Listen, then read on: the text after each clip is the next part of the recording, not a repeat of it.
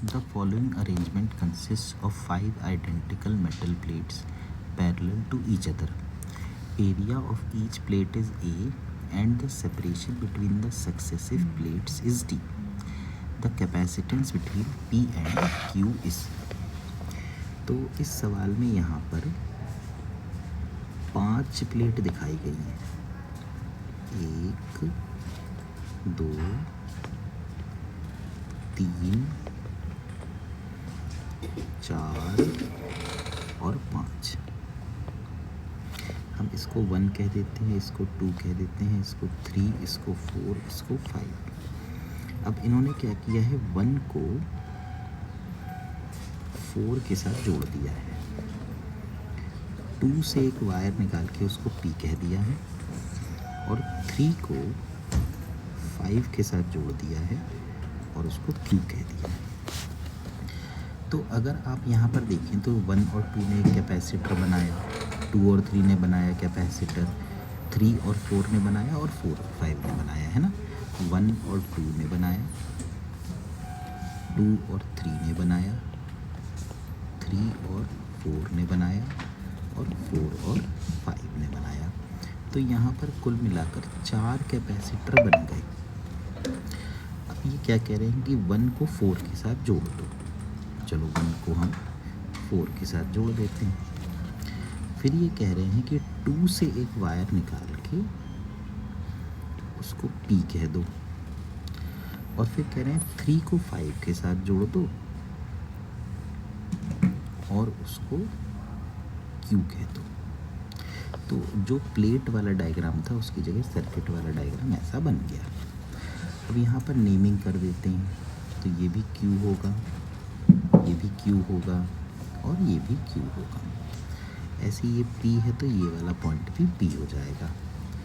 इस पॉइंट को हम R कह देते हैं, तो ये भी R, ये भी R, देखो ये R हो गए।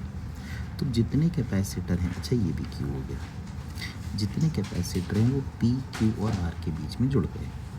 तो मैं क्या करता हूँ, यहाँ पर P बना देता हूँ, यहाँ Q और यहाँ बीच में R। तो अब आप पहला कैपेसिटर देखिए, वो P और R के बीच में जुड़ा है।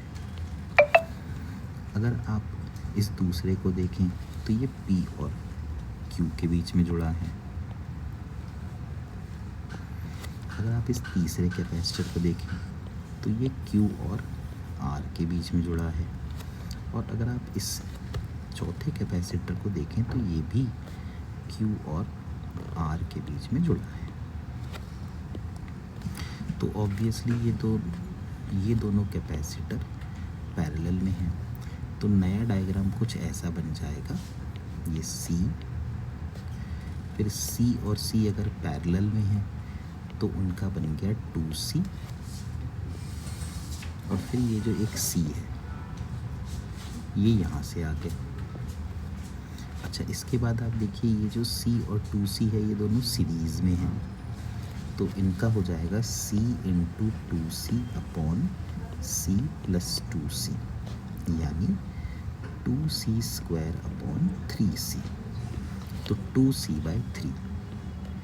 तो एक यहाँ पर आ गया 2C बाई 3 और एक ऊपर है